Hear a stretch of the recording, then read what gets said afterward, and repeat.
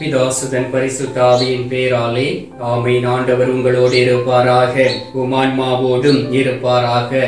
புனித யோவான் எழுதிய பரிசுத்த நற்செய்தியிலிருந்து வாசகம். ஆண்டவரே உமக்கு மகிமை. அதிகாரம் 2, இறை வார்த்தைகள் 2 மற்றும் 3. இயேசுவும் அவருடைய சீடரும் அத்திருமணத்திற்கு அழைப்பு பெற்றிருந்தனர். திருமண விழாவில் திராட்சை ரசம் தீர்ந்து போகவே இயேசுவின் தாய் அவரை நோக்கி, திராட்சை ரசம் தீர்ந்து விட்டது என்றார். கிறிஸ்துவின் வாழ்வு தரும் நற்செய்தி. கிறிஸ்துவே உமக்கு புகழ். கிறிஸ்துவுக்குள் பிரியமான அன்பு சகோதர சகோதரிகளே, இன்று நவம்பர் மாதத்தின் கடைசி நாள், 30வது நாளில் இருக்கின்றோம். இந்த நாள் நமக்கு இனி கொடுக்கப்படாது. ஆண்டவர் ஒவ்வொரு நாளும் நம்முடைய வாழ்க்கையில் புதிய புதிய நாட்களை தருகின்றார், புதிய புதிய அனுபவங்களை தருகின்றார், புதிய புதிய வார்த்தைகளை தருகின்றார், புதிய புதிய நலன்களால் நம்மை நிரப்புகின்றார். அதை நாம் அறிந்திருக்கின்றோம். பாருங்கள், இந்த மாதம் முழுவதும் ஆண்டவர் உங்களை அற்புதமாய் வழிநடத்தி இருக்கின்றார். இந்த மாதம் முழுவதும் எவ்வளவோ சோதனைகளும் பிரச்சனைகளும் கவலைகளும் அந்த நேரத்திலும் கூட உங்களுடைய குறைகளை நிறைவாக்கி கொடுத்திருக்கின்றார். எனவே இந்த நாளில் ஆண்டவர் நமக்கு சொல்லுகின்றார், ஒரு குறைவின்றி நடத்தும் இயேசு உங்களோடு இருக்கின்றாராம். பாருங்கள், எப்படி ஒரு அருமையான வார்த்தை. எந்த ஒரு குறைவும் இல்லாதபடி, எதுவும் நம்முடைய வாழ்க்கையில் குறைந்து போகாதபடி ஒவ்வொரு நாளும் ஆண்டவர் நம்மை நடத்தி கொண்டிருக்கின்றார் என்பதை நாம் அறிந்திருக்கின்றோம், அதை அனுபவித்தும் இருக்கின்றோம். ஆண்டவராகிய இயேசு கிறிஸ்துவை நம்பி அவருடைய பாதத்தில் வந்து ஜெபித்த பிள்ளைகள், உண்மையான உள்ளத்தோடு கேட்ட பிள்ளைகள் அவரிடமிருந்து ஆசீர்வாதத்தை பெற்றிருக்கிறார்கள். அந்த ஆசீர்வாதம் எப்படிப்பட்ட ஒரு ஆசீர்வாதம் தெரியுமா? ஒரு குறைவும் இன்றி கொடுக்கப்பட்ட ஆசீர்வாதம். அரை குறைவான ஆசீர்வாதத்தை ஒரு பொழுதும் ஆண்டவர் உங்களுக்கு தர மாட்டார். அதைத்தான் ஆண்டவர் சொல்லுகின்றார். சங்கீதம் 2:8, நீங்கள் விரும்பியதை என்னிடம் கேளும், பிற நாடுகளை நான் உங்களுக்கு சொந்தமாக்குவேன் என்று சொல்லுகின்றார். நமக்கு நாடோ எதுவும் தேவையில்லை. நீங்கள் எதில் விருப்பப்படுகின்றீர்களோ அப்பொழுது ஆண்டோடைய சமூகத்தில் அமர்ந்து அவரை நோக்கி முழு உள்ளத்தோடு ஜெபிக்க வேண்டும், தூய்மையான உள்ளத்தோடு அவரை தேட வேண்டும். அப்பொழுது ஆண்டவரை நீங்கள் கண்டடைவீர்கள். ஆண்டவரை கண்டடைந்த பிறகு அவர் தரக்கூடிய அந்த ஆசீர்வாதத்தையும், குறைவின்றி கொடுக்கக்கூடிய அந்த ஆசீர்வாதத்தையும் நாம் பெற்றுக்கொள்ள முடியும். ஒருவேளை நீங்கள் இந்த மாதத்தில் ஏதாவது ஒரு விதத்தில் நீங்கள் குறைவுபட்டு இருக்கலாம். அந்த குறைவை நிறைவாய் மாற்றுவதற்காக ஆண்டவர் இந்த நாளில் நமக்கு வாக்கு கொடுத்திருக்கின்றார். ஆண்டவராகிய இயேசு கிறிஸ்து இந்த உலகத்தில் வாழ்ந்து கொண்டு இருந்த பொழுது அவரை ஒரு திருமண விழாவிற்கு அழைக்கிறார்கள். ஒருவேளை அது அவருடைய சொந்தக்காரருடைய திருமணமாய் இருந்திருக்கலாம். அவருடைய அன்னை மரியாவையும் அவர்கள் அழைத்திருந்தார்கள். அன்னை மரியாள் ஏற்கனவே அந்த திருமண மண்டபத்திற்கு, திருமணம் நடக்கக்கூடிய இடத்திற்கு கடந்து சென்று விட்டார்கள். ஆண்டவராகிய இயேசு கிறிஸ்து தன்னுடைய நண்பர்களாகிய சீடர்களோடு அவர் இருக்கின்றார். கடைசியாக அவர் சொல்லுகின்றார், வாருங்கள் என்னோடு என்று சொல்லி அவருடைய சீடர்களையும் திருமண விழாவிற்கு, விருந்திற்கு அழைத்து செல்லுகின்றார். ஆண்டவராகிய இயேசு கிறிஸ்து அந்த இடத்திற்கு போன பிறகு அங்கு ஒரு மகிழ்ச்சி இருந்திருக்கும், ஒரு சந்தோஷம் இருந்திருக்கும். ஏனென்றால் அவருடைய புதுமைகளையும் அவருடைய நன்மைத்தனத்தையும் எல்லா மக்களும் அறிந்திருந்தார்கள். எனவே ஆண்டவராகிய இயேசு கிறிஸ்து அந்த திருமண விழாவில் கலந்து கொண்டு அங்கு ஒரு மகிழ்ச்சியை அவர் நிறைவேற்றி கொடுக்கின்றார். ஒரு உன்னதமான மகிழ்ச்சியை அவர் கொடுக்கின்றார். அதை எல்லோரும் பார்க்கும்படி செய்கின்றார். அன்பார்ந்தவர்களே, அதைத்தான் நாம் வாசிக்க கேட்டோம். அந்த நேரத்திலே அங்கு ஒரு பிரச்சனை இருக்கின்றது. அந்த திருமண விழாவில் திராட்சை ரசம் குறைந்து போய் விடுகின்றது. ஏனென்றால் யூதா கலாச்சாரத்தின்படி அங்கு திருமண விழாவில் உயர்தரமான திராட்சை ரசங்களை மக்களுக்கு அவர்கள் பரிமாறுவார்களாம். எனவே அந்த முதன்மை தரமான அவ்வளவு திராட்சை ரசங்களும் அங்கு தீர்ந்து போய் விடுகின்றன. அப்பொழுது மக்கள் குழப்பத்தில் இருக்கிறார்கள், என்ன செய்வது என்று திகைத்துக் கொண்டு இருக்கிறார்கள். அநேக மக்கள் வந்துவிட்டார்களே, இவர்களை எப்படி மகிழ்ச்சிப்படுத்த முடியும் என்கின்ற எண்ணத்தில் இருக்கக்கூடிய நேரத்திலே அன்னை மரியாளை சந்தித்து ஆலோசனை கேட்கிறார்கள். அந்த நேரத்தில் தான் அன்னை மரியாள் அழகாக இயேசுவின் தாய் இயேசுவிடம் வந்து சொல்லுகின்றார், மகனே, திராட்சை ரசம் தீர்ந்து போய்விட்டது என்று சொல்லி. அன்னை மரியாளுடைய வார்த்தையை கேட்ட நம் ஆண்டவராகிய இயேசு கிறிஸ்து தன்னுடைய தாயினுடைய வார்த்தையை கேட்ட உன்னத கடவுள் அவருக்கு கீழ்ப்படிந்து அந்த இடத்தில் ஒரு குறைவாய் இருந்த திராட்சை ரசத்தை நிறைவாக மாற்றி ஒரு மகிழ்ச்சியை அந்த திருமண விழாவில் அவர் கொடுத்தார். அதே மகிழ்ச்சியை ஆண்டவர் உங்களுக்கு கொடுக்க போகின்றார். பாருங்கள் அன்பார்ந்தவர்களே, ஒரு மணமகளும் சேர்ந்திருக்கக்கூடிய வேளையிலே அந்த திருமண நாளில் எவ்வளவு மகிழ்ச்சியாய் இருப்பார்கள். அந்த திருமண விழாவிற்கு வருகிறவர்கள் நன்றாக உண்டு கழித்து விட்டு அவர்களை மனதார வாழ்த்தி விட்டு செல்வார்கள். அப்படி ஒரு மகிழ்ச்சி இருக்கும். ஆனால் படிப்படியாக அந்த திருமண வாழ்க்கையில் ஒரு குறைவுபடுவதை நாம் பார்த்திருக்கின்றோம். அதை நீங்கள் அனுபவித்தும் இருக்கலாம். இந்த நாளில் அந்த குறைகளை எடுத்து மாற்ற ஆண்டவராகிய இயேசு கிறிஸ்து சித்தமாய் இருக்கிறபடினால் நம்மோடு பேசிக்கொண்டு இருக்கின்றார். அன்பார்ந்தவர்களே, நாம் பழைய ஏற்பாட்டில் ஒரு நிகழ்ச்சியை நாம் பார்க்கலாம். எலியா காலத்து பஞ்சம் என்று சொல்லி 1 அரசர்கள் 17வது அதிகாரத்தில் கொடுக்கப்பட்டு இருக்கின்றது. எலியா காலத்தில் அங்கு ஒரு பஞ்சம் ஏற்படுகின்றது. சாரிபாத் என்கின்ற இடத்திற்கு அவர் கடந்து செல்லுகின்றார். அங்கு ஒரு கைம்பெண்ணை அவர் சந்திக்கின்றார். எங்கும் குடிக்க தண்ணீர் இல்லை, உண்பதற்கு உணவு இல்லை. அப்பொழுது எலியா தீர்க்கதரிசி நடந்து சென்று கொண்டு இருக்கின்றார். அவருக்கு தாகம் எடுத்தது. அவர் உண்ண உணவும் தேவைப்பட்டது. அந்த நேரத்தில் சாரிபாத் கைம்பெண்ணை சந்தித்த தீர்க்கதரிசி எலியா அவரிடம் கேட்கின்றார், எனக்கு குடிக்க கொஞ்சம் தண்ணீர் கொடும் என்று சொல்லி. அந்த சகோதரி அவருக்காகவும் அவருடைய மகனுக்காகவும் வைத்திருந்த தண்ணீரை அவருக்கு கொடுக்கின்றார். அதன் பிறகு அவர் திரும்பவும் அவரிடம் கேட்கின்றார், ஏதாவது அப்பம் சுட்டு கொண்டு வருவீர்களாம் என்று சொல்லி கேட்கின்றார். அந்த நேரத்திலே அந்த சகோதரி அழகாக சொல்லுகின்றார். 1 அரசர் 17வது அதிகாரம் 12வது வார்த்தையில் சொல்லப்பட்டு இருக்கின்றது, வாழும் உன் கடவுளாகிய ஆண்டவர் மேல் ஆணை, என்னிடம் அப்பம் ஏதும் இல்லை, பானையில் கையளவு மாவும் களையத்தில் சிறிதளவு எண்ணெய் மட்டுமே இருக்கின்றது.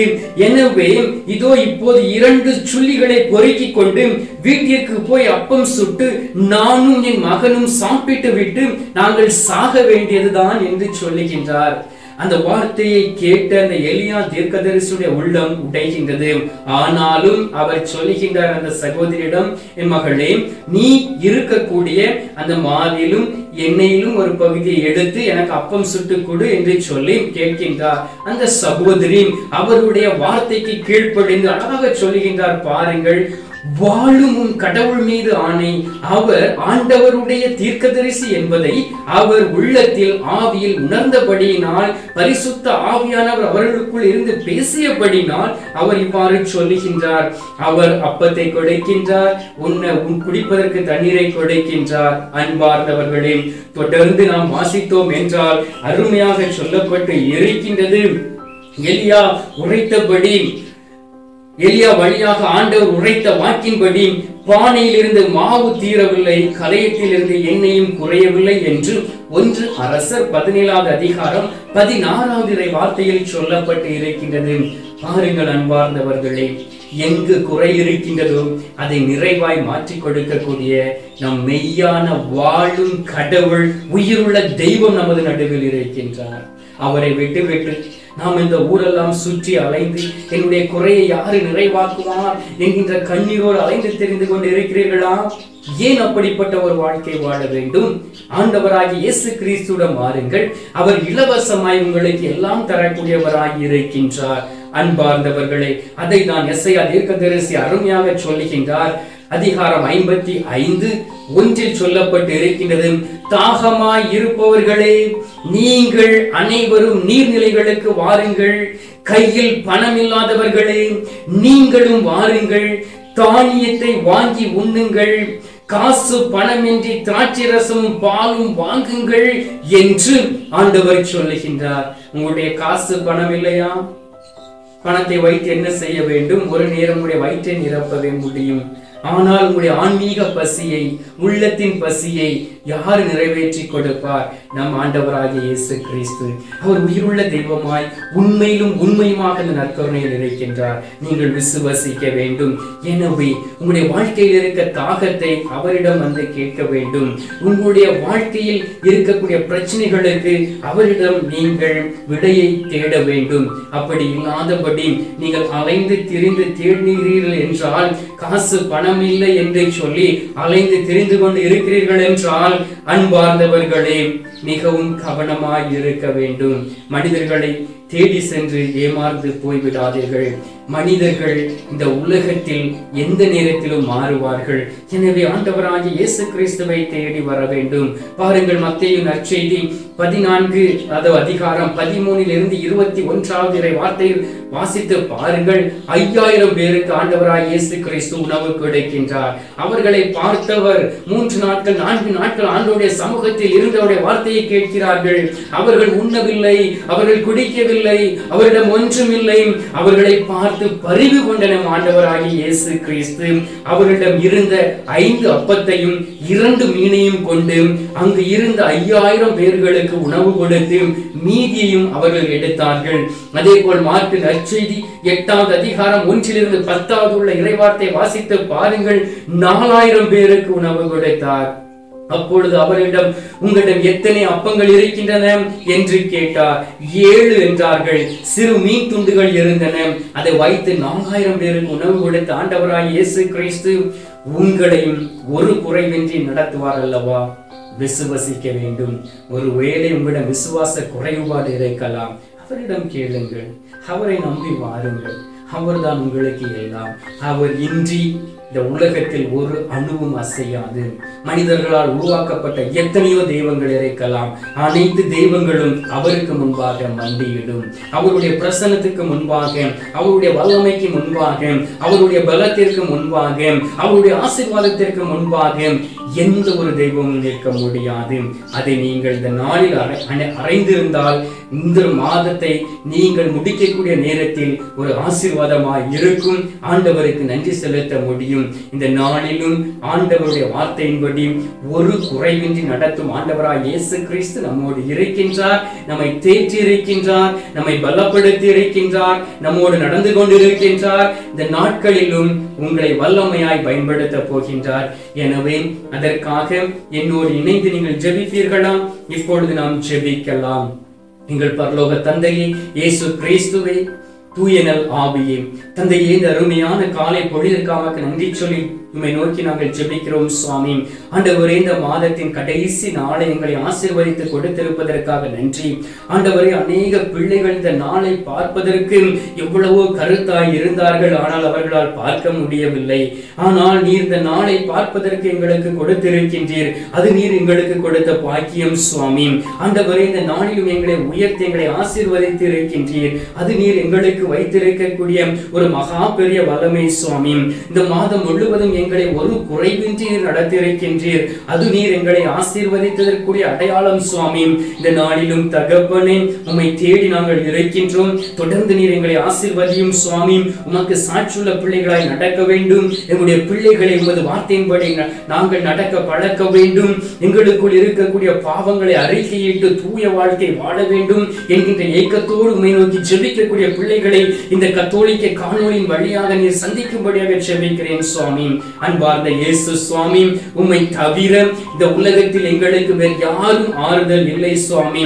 அந்த கானாவூர் கல்யாணத்திற்கு கடந்து சென்று அரை குறைவானதை நிறைவாய் மாற்றி கொடுத்து ஒரு குறைவின்றி வழிநடத்தியது போல் பிள்ளைகளுடைய வாழ்க்கை ஆண்டவரை ஓர்பற்று போய் இருக்கலாம், ஒரு சுவை இல்லாதபடியாக இருக்கலாம், சுவை இல்லாமல் அவருடைய வாழ்க்கை கடந்து செல்லலாம். நீ சுவையுள்ள அந்த திராட்சை ரசம் போல் மாற்றிக் கொடுக்கும்படியாக செபிக்கிறேன் சுவாமி. ஆண்டவரே, எலியா சந்தித்த அந்த சாரிபாத்து கைம்பெண்ணை போல் அநேக கைம்பெண்கள் இந்த உலகத்தில் வாழ்ந்து கொண்டு இருக்கிறார்கள். கணவனை இழந்து, பிள்ளைகளை இழந்து, தன்னுடைய ஆன்மாவை இழந்து வாழ்ந்து கொண்டு இருக்கிறார்கள். அவர்களை எலியாவை கொண்டு சந்தித்ததை போல் நீ சந்திக்கும்படியாக செபிக்கின்றேன். இந்த வார்த்தையின் மூலம் சந்திக்கும்படியாக செபிக்கின்றேன். அவர்களை ஆசீர்வதித்து பலப்படுத்தும் சுவாமி. அவர்களோடு கூட இருந்து வழி நடத்தும் சுவாமி. அவருடைய தாகத்தை தீர்க்க நீர் கடந்து செல்வீராக. நீர்நிலைகளுக்கு அழைத்து செல்லும்படியாக செபிக்கிறோம் ஆண்டவரே. கையில் பணம் இல்லையே, இன்று எனக்கு உண்ண உணவு இல்லையே, நாளை என்னுடைய வாழ்க்கையில் நான் என்ன செய்ய முடியும், காசு பணம் இல்லாமல் நான் இருக்கிறேனே என்று நினைக்கக்கூடிய பிள்ளைகளை நீர் சந்தியும் ஆண்டவரே. நீரே அவர்களுக்கு எல்லாமா இருக்கின்றீர் என்பதை அவர்கள் அறிந்து கொள்வார்களாக. அவர்கள் எப்பொழுதும் உம்மை தேடி உமது பாதம் கடந்து வந்து உமது ஆசீர்வாதத்தை பெற்றுக் கொள்ளக்கூடிய பிள்ளைகளாய் இந்த மாதத்தில் மாற்றியிருப்பதற்காக நன்றி. அன்பார்ந்தவர்கள் இயேசு சுவாமி, இந்த நேரத்தில் என்னை ஒப்புக் கொடுக்கின்றேன். இந்த மாதம் முழுவதும் உமது வார்த்தையை அறிவிக்க அருமையான பிள்ளைகள் கேட்பதற்கு நீர் கொடுத்த இந்த வாய்ப்பிற்காக நன்றி சொல்லி உம்மை துதிக்கிறேன் ஆண்டவரே. உடல் பலத்தையும் ஆரோக்கியத்தையும் கொடுத்து உமது முன்பாக இருந்து முகத்தை பார்க்க உம்முடைய வார்த்தைகளை தியானிக்க நீர் கொடுத்த பாக்கியத்திற்காக நன்றி. எனக்காக ஜெபிக்கக்கூடிய ஒவ்வொரு குடும்பங்களை நீர் ஆசீர்வதித்திருப்பதற்காக ஸ்தோத்திரம் ஆண்டவரே. தொடர்ந்து இந்த பிள்ளைகளை ஒரு குறைவின்றி வழிநடத்த வேண்டுமாய் நோக்கி ஜெபிக்கிறோம் சுவாமி. தகப்பனே, இந்த நேரத்தில் நீர் எங்களுடைய ஜெபங்களை கேட்டிருக்கின்றீர். ஜெபத்தை கேட்டு பதில் தந்திருப்பதற்காக ஸ்தோத்திரம் ஸ்தோத்திரம் ஸ்தோத்திரம். மீட்பெரும் இரட்சகருமான இயேசுவின் திருக்கரத்தில் ஒப்புக் கொடுத்து எங்கள் தாய் கன்னி மரியாள் வழியாக ஜெபிக்கின்றோம் எங்கள் நல்ல தந்தையே, ஆமென். பரலோகத்தில் இருக்கிற எங்கள் பிதாவே, உம்முடைய நாமம் அர்ச்சிக்கப்படுவதாக. உம்முடைய ராஜ்யம் வருக. உம்முடைய சித்தம் பரலோகத்தில் செய்யப்படுவது போல பூலோகத்திலும் செய்யப்படுவதாக. எங்கள் அனுதின உணவை எங்களுக்கு அழைத்தருளும். எங்களுக்கு தீமை செய்தவர்களை நாங்கள் பொறுப்பது போல எங்கள் பாவங்களை பொறுத்தருளும். எங்களை சோதனையில் விடாதையும் தீமையிலிருந்து ரட்சித்தருளும். ஆமென். அம்மா தாய் ஆரோக்கிய மாதாவே, உமது பிள்ளைகளாகி இவர்களை இந்த மாதம் முழுவதும் பாதுகாப்பாய் வழிநடத்தி அவர்களுக்காக பரிந்து பேசியது போல் வரக்கூடிய நாட்களிலும் பரிந்து உமது மகனிடம் பேசி அந்த கானாவூர் கல்யாணத்தில் ஒரு அற்புதத்தை செய்தது போல் இங்கும் அவருடைய வாழ்க்கையில் ஒரு அற்புதத்தை செய்யும்படியாக ஜெபிக்கிறோம். தாய் அருள் நிறைந்த மரியே வாழ்க, கர்த்தருடனே பெண்களுக்குள் ஆசீர்வதிக்கப்பட்டவள் நீரே. உம்முடைய திருவயிற்றின் கனியாகிய இயேசுவும் ஆசீர்வதிக்கப்பட்டவரே. அஜிஷ்ட மரியே, சர்வேசுடைய மாதாவே, பாவிகளா இருக்கிற எங்களுக்காக இப்பொழுது மரண நேரத்தில் வேண்டிக் கொள்ளும். ஆமென். பிதாவுக்கும் சுதனுக்கும் பரிசுத்த ஆவிக்கும் மகிமை உண்டாவதாக. அதில் இருந்தது போல இப்பொழுதும் எப்பொழுதும் என்றென்றும் இருப்பதாக. ஆமென். அன்பார்ந்தவர்களே, ஆண்டவர் நம்முடைய ஜெபத்தை கேட்டு இருக்கின்றார். நம்முடைய ஜெபத்தை கேட்டு பதில் தந்திருக்கின்றார். உங்களை ஒரு குறைவின்றி வழி நடத்தக்கூடிய இயேசுவாய், உயிருள்ள தெய்வமாய் நமது நடுவில் இருக்கின்றார். எனவே இந்த நேரத்தில் அவர் உங்களுக்கு தரக்கூடிய ஆசீர்வாதத்தை பெற்றுக் கொள்ளுங்கள். எல்லாமல்ல இறைவன் பிதா, சுதன், பரிசுத்த ஆவி உங்களை ஆசீர்வதித்து ஒரு குறைவின்றி உங்களை வழிநடத்துவாராக. ஆமென்.